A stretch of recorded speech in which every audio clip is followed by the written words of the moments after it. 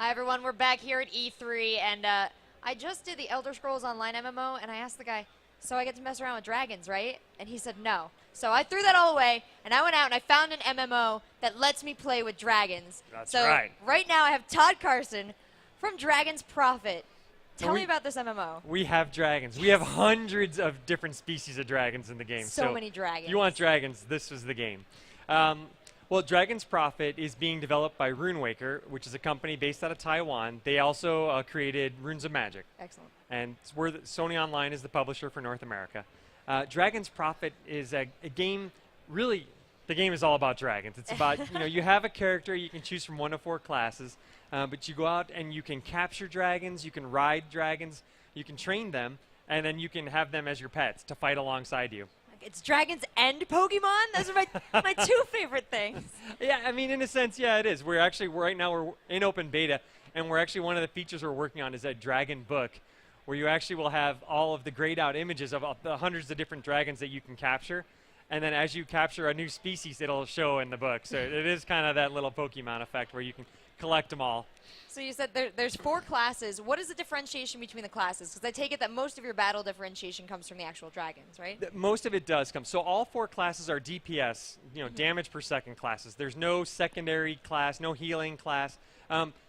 We start with the Guardian, which is like your traditional warrior. Heavy armor, up close, swords and axes. We also have a Ranger, which, use bow and arrows. But a cool thing, Rangers can use gun blades. Which is something I've never seen before. You're just taking all my favorite stuff and throwing it in one MMO. Yep, that's right. So those are swords with like guns attached to them. I'm right? well familiar, yes. All right. And then, so that's the Guardian, the Ranger. Then we also have a Sorcerer, which is traditional magic user class, wearing cloth. And then we also have a Oracle.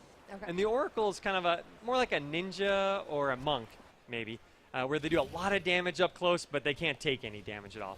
But so all 4 classes are really DPS related. It's just a little bit of difference in style and how you like to play. But the true customization comes with your dragons. What dragons you have, what abilities and spells your dragons have. So the dragons can give the player spells to use, as well as spells that they use. So you can have up to 6 dragons in your inventory at one time. And you can switch between those dragons anytime while you're fighting.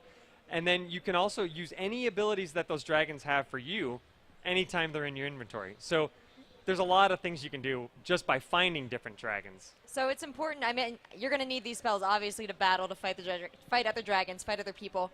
Are your abilities important just running around the world as well? Like, oh, yeah.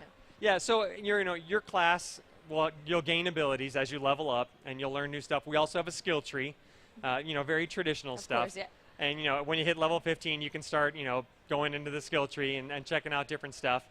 I think we've got live gameplay footage going now, and we're gonna teleport real quick. But so yeah, you can use your abilities obviously, but you can also train your dragons to learn abilities from other dragons. So you can actually customize what skills your dragon has. So for instance, since all the classes are DPS, there's no healer class in the game. There's no healing spells the player has. But dragons have the ability to heal. Okay. Not all of them, but some of them. As you get higher level, some dragons, and you'll have to capture multiples of really the same species to find one. But when you do find one, you can actually take that dragon and you can go have it train other dragons with that same spell. God, you learn all about how to train your dragon. Yeah. So we see here, it This looks is like you actually- can do a lot with your dragon. We're actually trying to capture a dragon right here. Oh. So this is a little mini game that pops up, and you have to tap the WASD keys to keep the icon in the center of the circle, and you're trying to fill up the red bar. Uh-oh, I don't know if we're going to get that. All right, we're back. Yeah, we got it.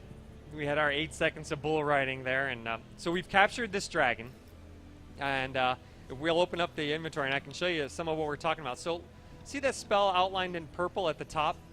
That's a spell that, actually, if we jump off the dragon real quick, I can show you how it works. So we can drag that icon from there and down to our hotbar on the bottom. And so it's surrounded by a claw, and that's actually a spell now that you can use as a player as long as this dragon is in your inventory. So you just took that right from your dragon. Right from the dragon. Now the abilities highlighted in gray, and we go through different dragons and check out some of the different abilities. Those are the abilities that the dragon can use when they're fighting, when you summon your dragon as a pet. And then there's also a third type of ability a dragon can have, which is highlighted in orange, and that's actually for harvesting resources. So some we'll get to maybe a little bit later, or we okay. might not have time today, but you can actually take your dragons to a dragon lair. And then when you're offline, you can actually have your dragons go out and harvest resources for you.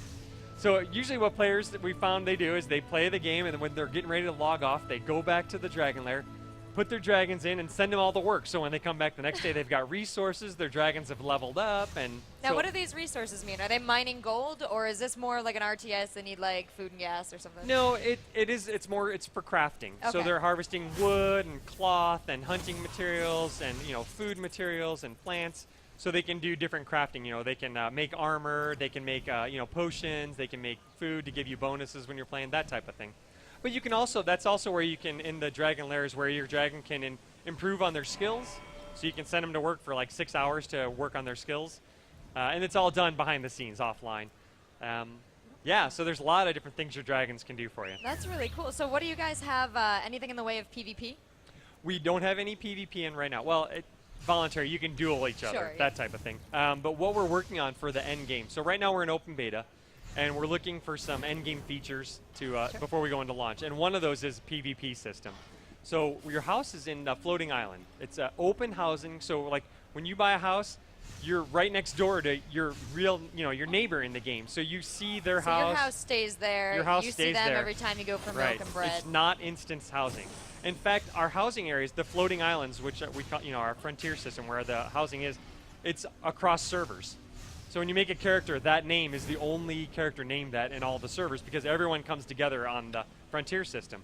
So you'll have your house there. Then there's also citadels, castles on each floating island. And we're working on making those citadels attackable by guilds. So guilds will come, capture the citadel, and then the guild will own that citadel. So basically that guild will own the island. They'll set the tax rate for everyone who has a house there, and then other guilds will be able to come and try to, capture the citadel from that guild. So very intense PvP, constantly so this 24/7. is constant, persistent. Yep. You'll be able to, when you capture a citadel, you'll actually be able to set up NPCs and catapults so you can defend it, so you don't have to have people on all the time. So this is also a tower defense. This is an EVE economy It is. game. Yes, it is. This is very exciting and very ambitious. Yeah. If people, they want to get in the beta, they want to help this game take shape. Where can they do that? Go to dragonsprofitthegame.com. Excellent. Well, And they thank can you. sign up right now and help Is there us out anything in we beta. missed, Todd? No, I think we covered it all. It's dragons and more dragons. I'm so excited. I'm really going to check this one out. Thank Very you cool. so much, Thank Todd. you. Very cool game. I All love right. that there's dragons, and I Yes. love that there's so much more than dragons, too. Yeah, there's a lot of depth to the game. All right. Well, thank Great. you so much. You guys stay where you are. We got more games coming. All right.